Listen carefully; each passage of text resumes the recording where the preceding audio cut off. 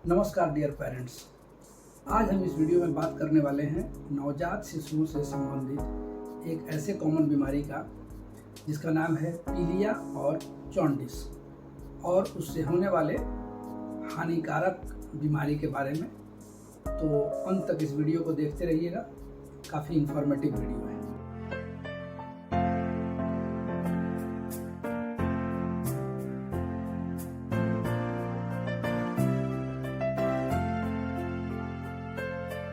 सबसे पहले शुरू करते हैं कि जॉन्डिस होता क्यों है। तो हमारे शरीर में जो ब्लड होता है उसके हेमोग्लोबिन को टूटने से बिलिरुबिन बनता है और वो बिलिरुबिन लीवर के थ्रू खाद्य नली के होते हुए स्टूल के रास्ते से निकल जाता है। नवजात शिशु जन्मने के बाद उसका जो लीवर होता है वो इतना मैच्योर नहीं होता है जिससे कि वो जो टूटे हुए ब्लड से बिलिरुबिन बना हुआ उसको हैंडल कर सके।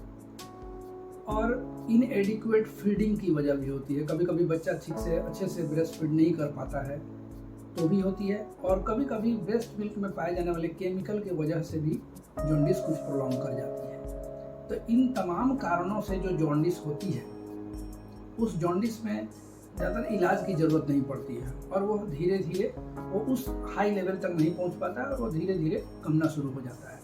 ये 3 से 5 दिन तक में जॉन्डिस आ जाता है और हफ्ता 10 दिन में ख़त्म भी हो जाता है। प्री टर्म बच्चों में देखा जाता है 80% बच्चों में जॉन्डिस मिलता है, जबकि टर्म बच्चों में 60% केसेस में जॉन्डिस मिलता है। अब जो बात आती है कि कुछ बीमारियां हैं जिसके कारण जॉन्डिस आता है, उसमें जॉन्डिस का लेवल बहुत बढ़ जाता है, बिलिरुबिन का लेवल बहुत बढ़ जाता है।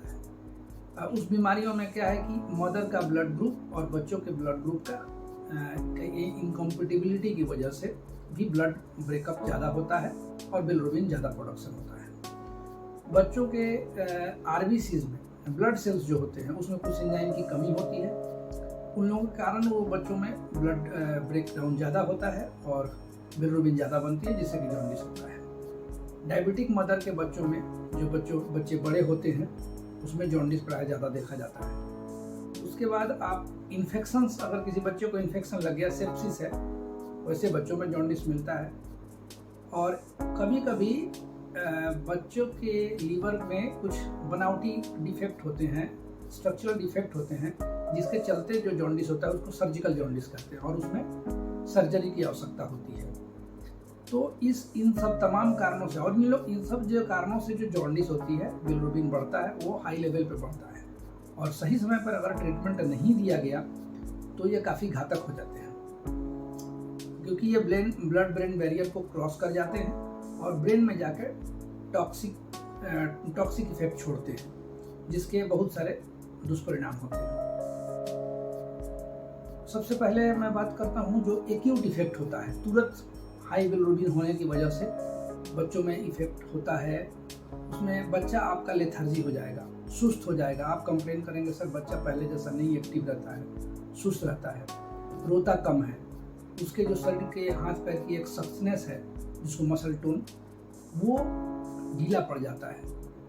कुछ अगले स्टेज में जब जाता है बच्चा, एक स्टेज और आगे जाता है, तो अब क्या होगा कि वो बच्चे इरिटेबल हो जाएंगे, इरिटेबिलिटी आ जाती है, हाथ पैर बहुत ज़्यादा सख्त होने लगता है और एक अजीब सी क्राई होती है जिसको कि मेडिकल के भाषा में श्रिल क्राई कहते हैं। इसके आगे जब स्टेज जाता है तो उसमें क्या होता है, आर्चिंग होती है, बच्चा धनुष की तरह एकदम टर्न हो जाता है, जैसा कि डायग्राम में दिखाया गया है। तो ये एक्यूट कंडीशन के स्टेज में। और जो क्रोनिक कंडीशन होता है जिसमें बहुत दिन तक अगर रह गया इसी तरह से, तो एक बीमारी डेवलप होती है जिसको कर्निक्टरस बोलते हैं। ये कर्निक्टरस जो है वो बहुत ही लेट स्टेज का है और इसमें जो प्रॉब्लम दिखाई देती है, जैसे अजीब व गरीब मूवमेंट बच्चों में आपको दिखेंगे, हाथ पैर का मूवमेंट, बॉडी का मूवमेंट, जैसे कभी कभी चमकी जैसा मूवमेंट आएगा, तो ये सब मूवमेंट होगा। दूसरा चीज़ होगा कि आँख में समस्या होगी कि बच्चा हर समय नीचे की तरफ, उसके आई जो है डाउन गेज की तरफ रहेंगे, ऊपर देख नहीं पाएगा, ऊपर की तरफ आँख नहीं होंगे, बच्चे में बहरापन आ जाता है। उसके बाद उसके जो दांत हैं, दांत के एनामेल जो चमकीला पार्ट दिखाई देता है दांत का, वो नष्ट होने लगते हैं। तो ये सब तमाम कारण ये रिवर्सिबल नहीं होते हैं, ये जनरली रिवर्सिबल नहीं होते हैं। तो इस खतरनाक स्टेज में जाने से पहले ही हम लोगों को शुरू में ही, जैसे ही बच्चे में जॉन्डिस दिखाई दे, या बहुत सारे बच्चों में रूटीनली हम लोग 3 से 5 दिन में जॉन्डिस की जांच कर लेते हैं। तो कभी भी इग्नोर नहीं करना है कि ठीक है जॉन्डिस है तो हम इसको ऐसे ही ख़त्म हो जाएगा, जॉन्डिस सब बच्चों में होता है, ऐसी बात नहीं है। जब भी जॉन्डिस हो तो पीडियाट्रिशियन से सलाह लें और जांच करवाएं, जांच करा के देखें कि वजह क्या है, क्या लेवल है, ट्रीटमेंट देने की ज़रूरत है या ऐसे ही ठीक हो जाएगा। तो आज की वीडियो में हम इतना ही बात करेंगे। एक और वीडियो हम देंगे जिसमें जॉन्डिस के इलाज से संबंधित कुछ बात करेंगे।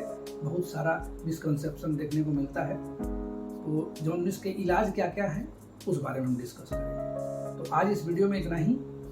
और आज डॉक्टर्स डे है, तो हमारे तरफ से आप लोगों से यही अपील है कि ट्रस्ट टू योर डॉक्टर्स,